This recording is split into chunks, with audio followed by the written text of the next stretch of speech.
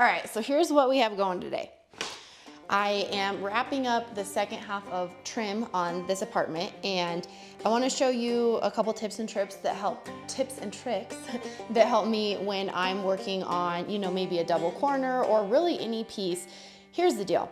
None of this is most of the time ever going to be perfect. Part of that is because framing is never square, because like we have these two sides and this side, but then that runs into another wall over there, and here we just run into a doorway. But part of the reason too is when they do your drywall, they're gonna put, if you've never seen how drywall is installed, they put the drywall up and then they put a corner bead, and then of course they have to blend that corner bead into the drywall to make it look nice and smooth and blended. And so even though it looks smooth, that creates a bit of a buildup. So on an inside corner, it's never quite a 90, it's kind of built up to blend that corner bead in. And on the outside, same thing, you have some buildup from about this part out. And so that 90 kind of bows out, and it's actually usually gonna be a little bit more open of an angle. So when I am doing trim, a couple things that I like to do, and let me just show you what I'm talking about. So I have my 90 here, and when I put my 90 on here, even though it's 90 in the corner, out here I have a gap because it's built up here and then it goes back in. So this kind of can turn, if I wanted to flatten it out there, then it's not flat back over here. And so you kind of have that rock. And then same thing on this side, because it's built up, I can put it flat, but I have a gap. And let me show you, because you might not be able to see this on the video. See, it looks like it's a 90, right? But I actually can slide this piece of paper in through here because I have a real tiny gap here. And then if I push it in, then on this other side, now I have a gap over there. So say I take that same square and I push it flat here, now right here, I have a really big gap. Honestly, that's about 1/8 of an inch. So I kind of have that rock. So when you wonder and you're having a hard time, why can't I get these corners to go together? That's why. So you kind of got to get a little bit creative and work around what you're working with, especially with old houses. And honestly, you're going to run into this anywhere. So what I like to do, first things first, I got to pick where my angle is going to start. So I have my board, and I'm going to go ahead and I've butted it up against my piece of casing around the door back there, so I know how long this needs to be. Basically, this is how I like to do it. I like to just take my pencil or my pen or whatever I'm using and do a line there. And of course, this pen is dead. So I like to do a line like that. And you can always trim and then micro trim, so if you need to trim a little bit more off. So I have my line, you can see right here on the back side. So then I'm gonna draw my line, I'm gonna carry it over to the top. Now you gotta be careful, because this is the beginning of your turn out. So if you cut it here, it would be too short, because now you're gonna have you're making a 90-degree angle, so that in half is 45. That 45 is gonna come out this way. And I always just draw a line for myself. I'm gonna paint over this after. Sometimes you just get mixed up when you take this out to your saw, and so it's good for you to know, obviously I'm not cutting along that exactly, but it reminds me kind of which way I'm going. So I'm gonna go ahead and draw that there. Now, same thing on the other side. I can go ahead and cut this one, but what I'm actually gonna do is I'm gonna get this nice and solid. I'm gonna go ahead and then cut that, and then I'm gonna cut this one too. So this one I just know, I mean, obviously we're gonna cut this down, but I know this one's gotta be like this on this side. And then what I'll do is I'll get this butt up on my other side down there, because I'm hitting the wall that goes perpendicular. I'm gonna do the same thing here. And these are probably gonna be a little long, so I'm gonna get this started, and then I'm gonna have to trim these down just a little bit. But I'd rather trim it down and be careful, because I'm not an expert in this, so I just do what I'm comfortable at. So I'm gonna do my line like that, out that way again, so I have an idea of how I'm gonna cut. And then this one, I'm only gonna cut one side. I'm gonna put everything in place and draw a line for how I want this next side cut. So I'm gonna go make these couple of cuts on my miter saw outside. So we're outside at the miter saw. Now what I like to do is, when I cut my angles, if you're trying to make a 90-degree angle, obviously half of 90 is 45. But I found that it's nice to give yourself a little bit of wiggle room for a margin of error. And because this is paintable, I'm painting this trim, this isn't wood trim. I'm not a master where I'm doing this beautiful wood trim and not caulking anything.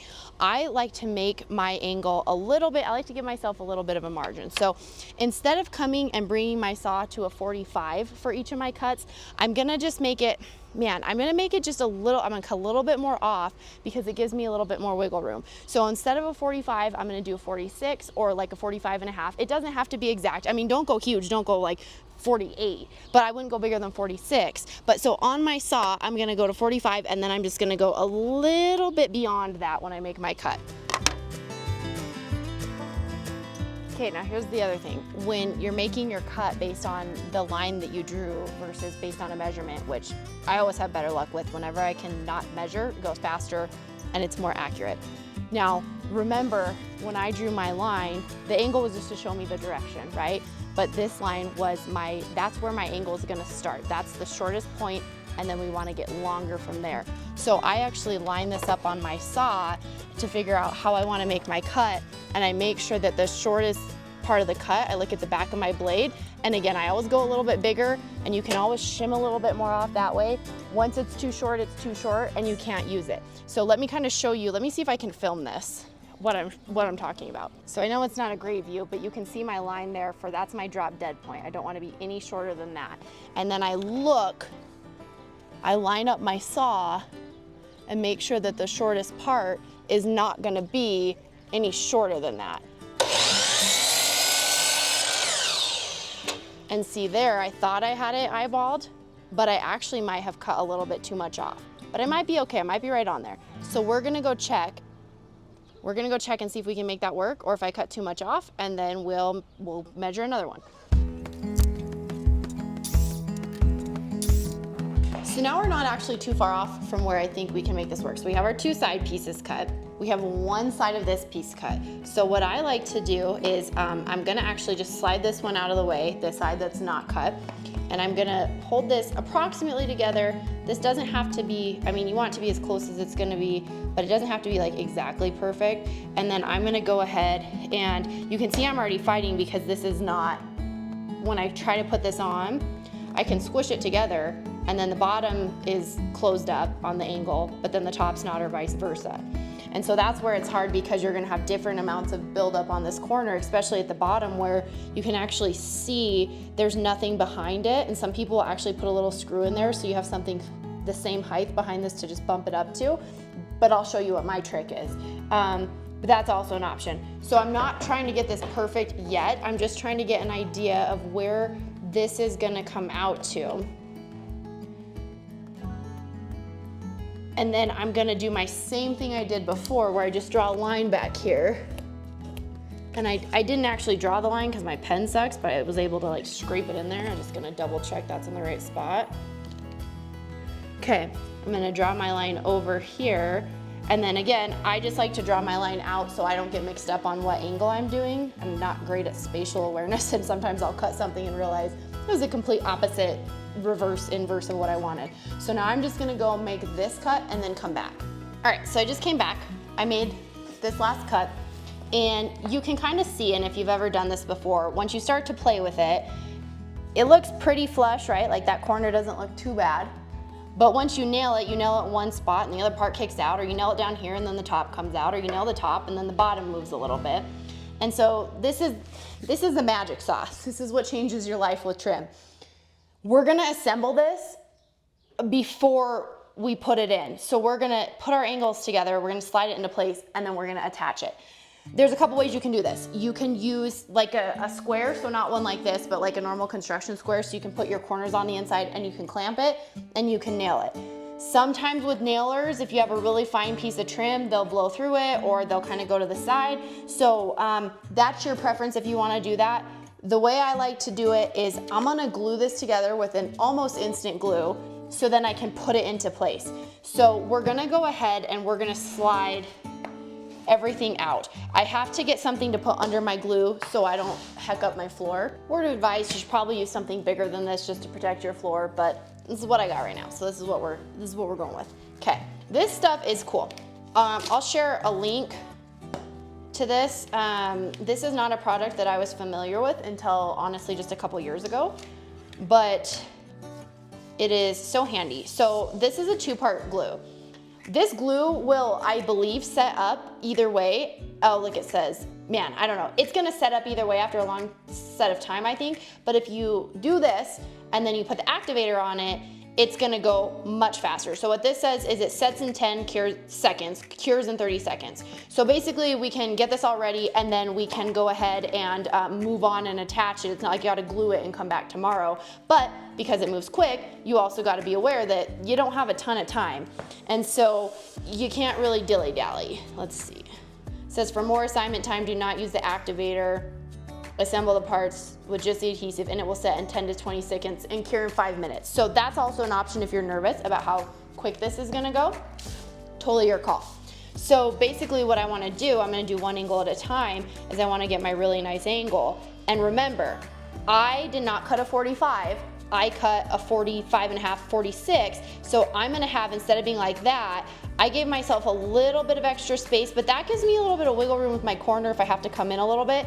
I do the same thing when I cut miters on tiles, and that's actually why I started doing this for my trim. So keep that in mind. So we're gonna go ahead, and I haven't used this in a while, so hopefully it's not clogged up or anything. We're gonna put our glue on here. Might have to cut it or something. What's the adage? Teeth are not tools. Let me see if I can pierce this with a pin. I think we maybe got it pierced. Now I'm just nervous. I want to make sure my activator. Okay, yep, that's fine. Ooh. Hold on. So make sure you got it right. You got your rounded edge or whatever, because this isn't like square, you know. So this says to put the glue on one side and the activator on the other side. I've always done a little bit of glue on both sides, and maybe that's why my stuff goes so fast. We'll just try that.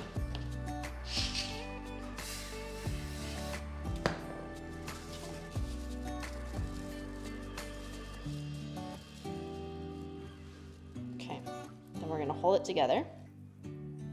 And you could have a square in here if you weren't comfortable. I'm just kind of eyeballing this. And I don't think that's gonna work the way we did it. We gotta find a way to get more glue out of here. It's way too much glue, just FYI. And I'm gonna go ahead and not use the activator since it's already been a few seconds. Just to kind of show you. I mean, it's not all the way, so we don't wanna like force anything yet. Now this goes a lot smoother when you don't have an old kit. This is just, my glue is definitely old, so I'm running into some trouble.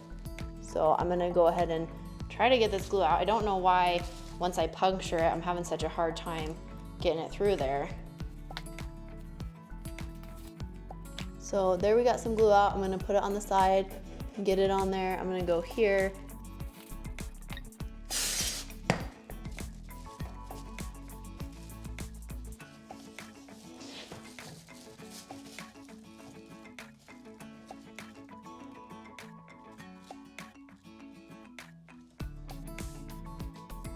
Okay, that one's gonna be a fast activation because I use the activator. So now I'm just gonna go ahead and clean off anything I have on the bottom. So now basically we're just gonna go ahead and slide that into place. That's how off our wall was, because these are at our angles that we want. And so I don't have to fight this when I try to nail it in here and nail it in here and it's just moving. This is just the amount that we were off just a little bit, and we can kind of force it in to a certain extent. If you force too much, you can break this bond with the glue, but you can force it in for the most part, and then we'll nail that, right? And we'll nail over here and get this in. And then we'll just go ahead and caulk just like we would along our trim.